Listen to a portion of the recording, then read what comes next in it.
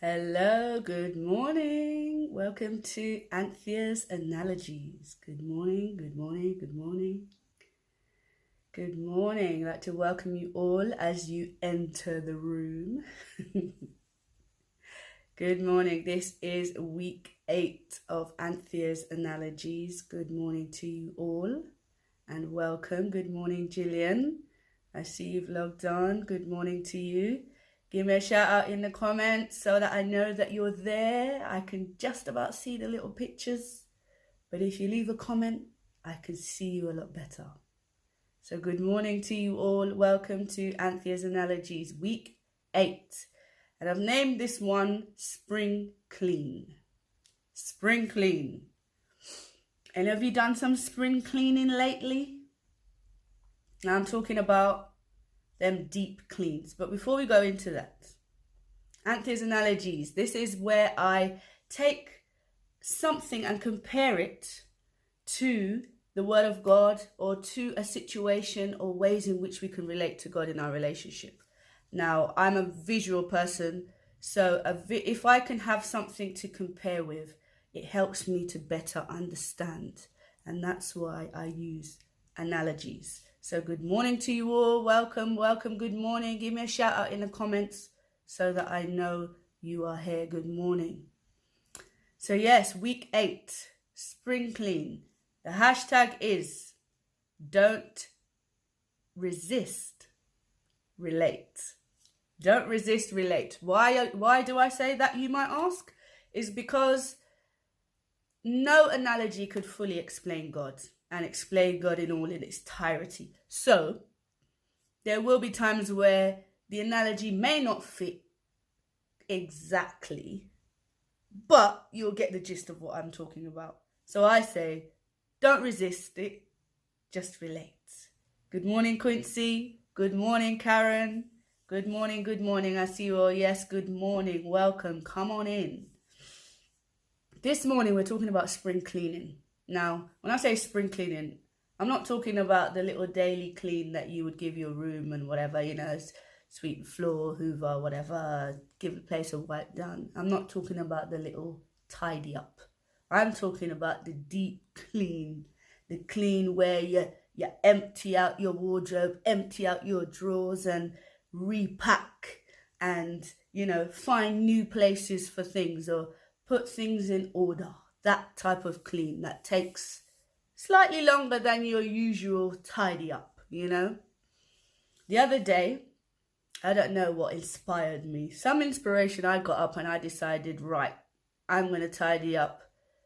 I'm going to have a spring clean and really take out everything, repack, fold, throw out old things I'm not using, restore them, do this, do that. So I thought, yes, I'm going to do that. And it took a while. It did took a few hours, well enough, I have to admit, because I've been letting things slip a bit. You know how it is sometimes.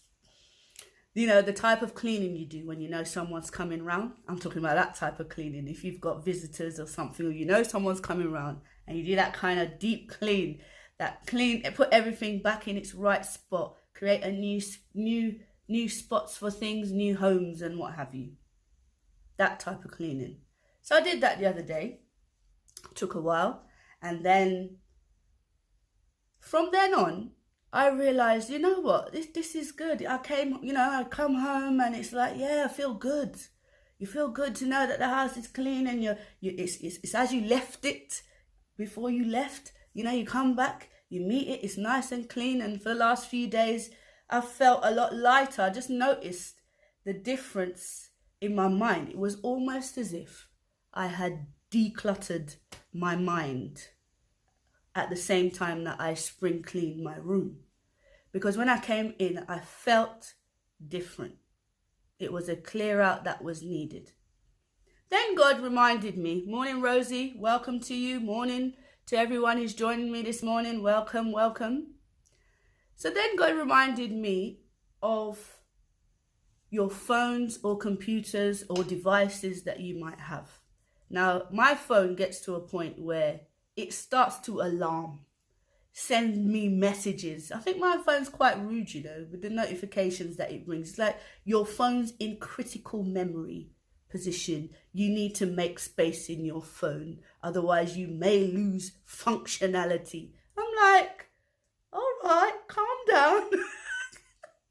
Anyway, so then I have to go in and make sure I clear out some space, because the phone starts to move slow.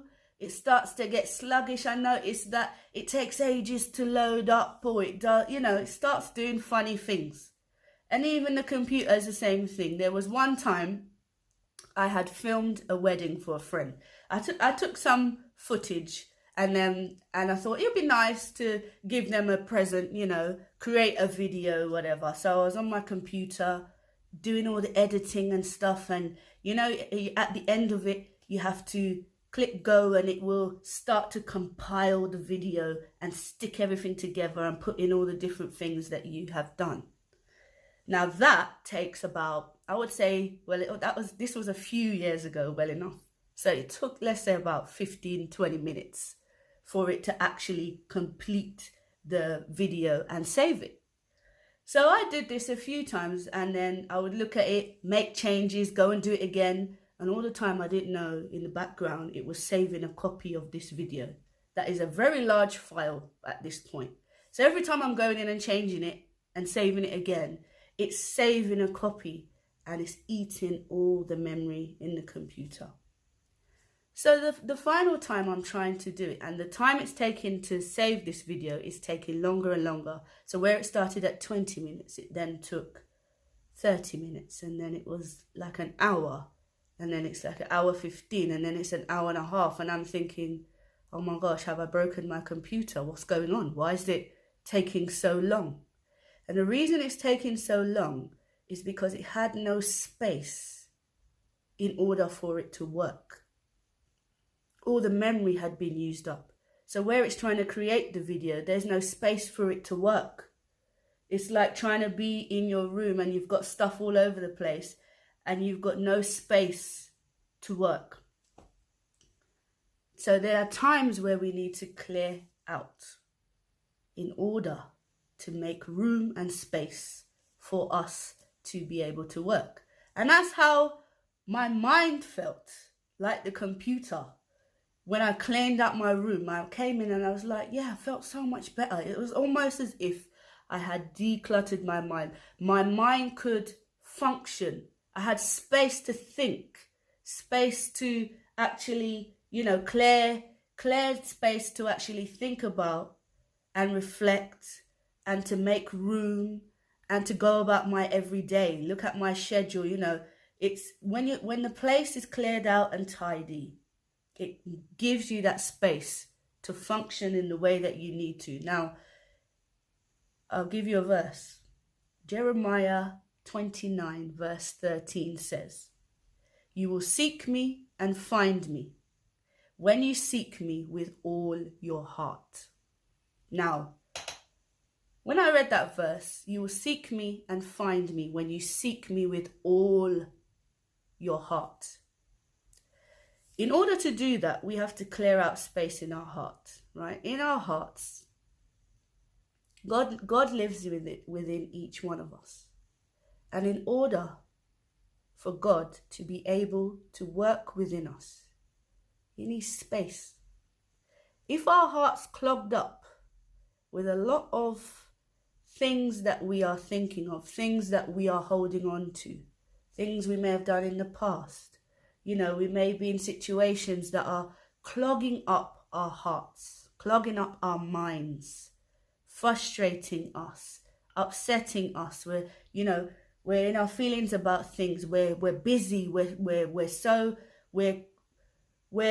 have so much things going on in our lives that we haven't got space enough in our hearts for God to work.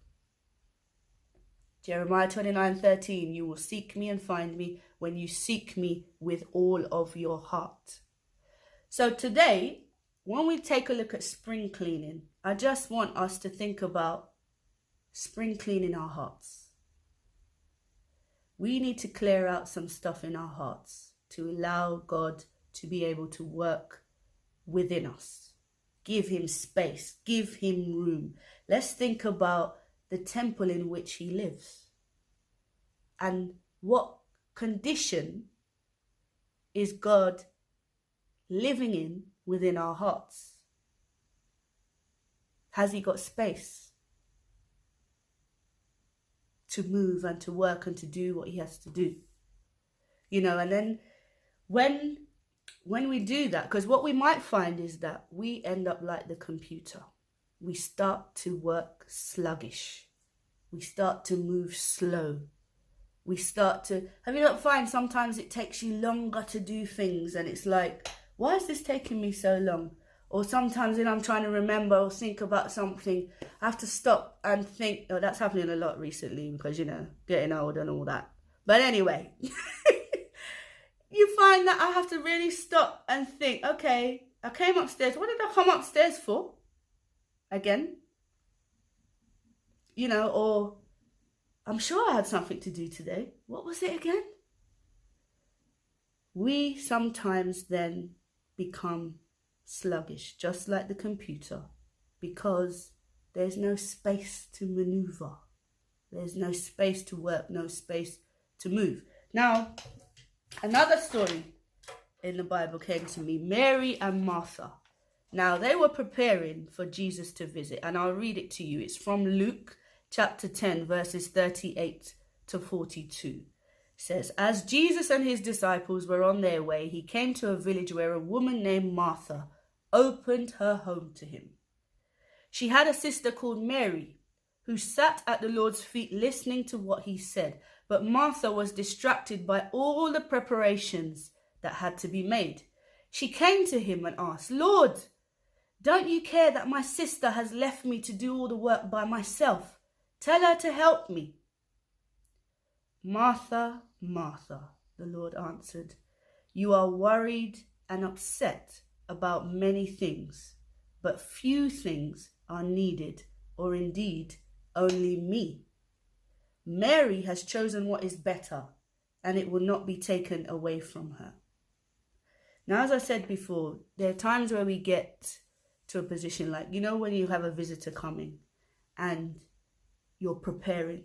I don't know if you're anything like me. I love hospitality. I love hosting people, and I love making sure that everyone is well fed, and you know they've got enough drinks, and they've got entertainment, and they're good. You know, they're comfortable, and I will be running around making sure everyone's all right instead of enjoying the moment, enjoying their presence, enjoying, you know, being in the moment. I'm too busy worried about what's happening with them. And as I said before, you know, when we have that special guest coming, you know, we prepare. Now who was that? Martha? Yes, Martha was the one running around. But Mary was the one that sat at Jesus's feet and listened to his every word. She dropped everything. Now her priority at that moment was Jesus, being in his presence. Whereas Martha was running around trying to, yes, clean the room, make space. She made space for him, but she didn't be in the space, if you see what I mean. Be in his presence, acknowledge him. Now today we're talking about spring cleaning, and we're talking about clearing space for God to move. Where's our focus? Where is our focus? That is what we're thinking about this morning. Where is our focus? Are we like Mary? Are we sitting at Jesus's feet and taking him in? Have we made space for him? Have we made him a priority? Have we made space, clear, you know, really think about the things that we focus on. So our spring cleaning is about focusing. What are we focusing on? What are our priorities? So we're spring cleaning our thought processes, spring cleaning the ways in which we make space for God. Make space so that he can work in our lives, so that we're not sluggish, so that we're not slow, so that we've got space to move, so that we're not overdoing things. You know, there are times that we busy ourselves so that we don't have to face what's going on with us. How many of you, take on a lot of tasks, take on things just to keep yourself busy, keep yourself from yourself, keep yourself from reflecting, keep yourself from thinking about what's happening in your life at the moment. You want distractions. You want things that will take your mind away from things because we don't want to face the reality. You know, we'll push it aside. You know, how many weeks I've been saying I need to clean my room. And I was like, oh yeah, I'll do it. Till it got to the point that I had to do a spring clean because it got so messy that it needed a deeper clean than the little quick tidy up that I would normally do. So today, this morning, think about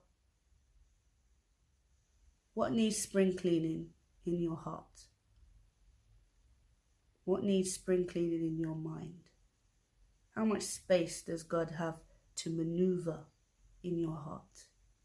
What's occupying your heart at the moment that could be taking up space that God could be using in order to work freely within you? And the more we draw to him, the more we're like Mary, sitting at his feet, hanging on to his every word, the more that we won't even need to worry about those things that are clogging up. If we just go to him in the first place and have that focus in him. Have that focus in him. Now I'm going to play a song. It's called My Heart Is Your Home. Make my heart your home. Again, it's by Maverick City, and one of the verses reads, what about the mess in me? And the answer was, he was born in a manger. Meaning, Jesus is the answer for the mess in me. And what if I'm unclean? He'll make you new. That's what he'll do. What if I fall away? He'll hold you close and won't let it go. He's knocking on the door of your house. Oh, let him in. Let him in. Come on in, take a seat. I've made room for you and me. Never leave. Oh, Jesus, stay with me. So this morning I want us to think about making space. Opening that door, letting Jesus in. Come on in, take a seat. I've made room for you and me. Never leave, stay with me. Let's have a listen.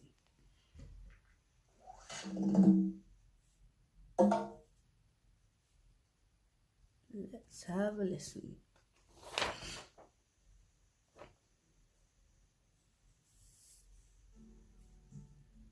Let's get some volume up here.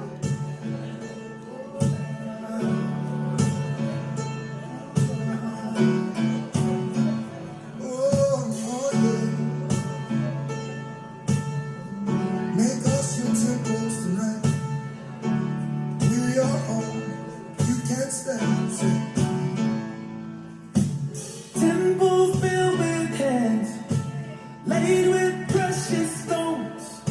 But all along you wanted to make us your treasure home. Mansions made of men, that touch the sky from earth. But still your house of choice was broken vessels made of dirt. So make my heart your home. All that's mine is yours. So make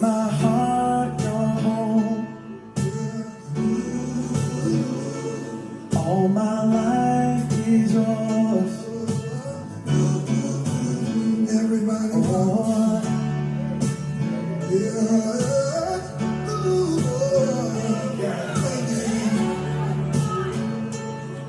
We got something we want to say. Say what he says. What about the man in me? He said, he was born in a manger. What if I'm unclean and make him new? That's what I do. What if I fall away? Won't let go. He's knocking on the door. Oh, let him in. Make my heart go.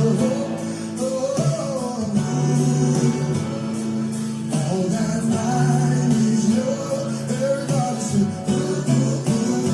Oh, make my heart go home. Yeah. All my life is yours.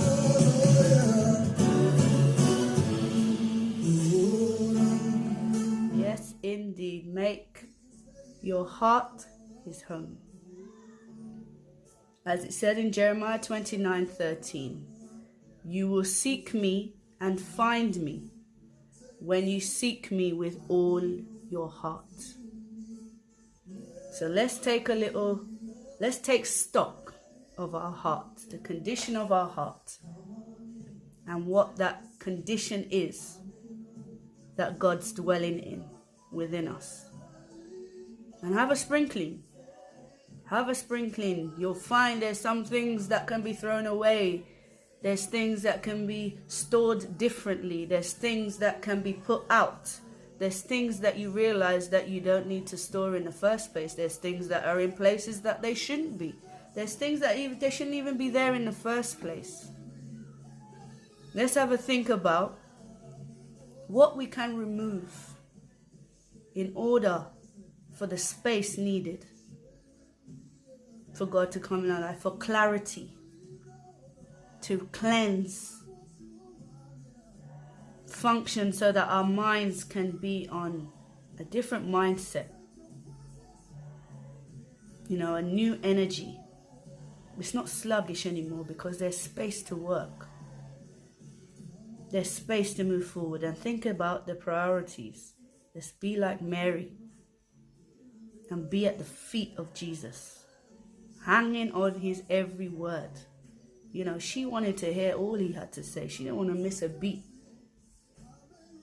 We do that. We even hide behind our cameras. We're never in the moment. We want to capture everything. She wanted to capture everything.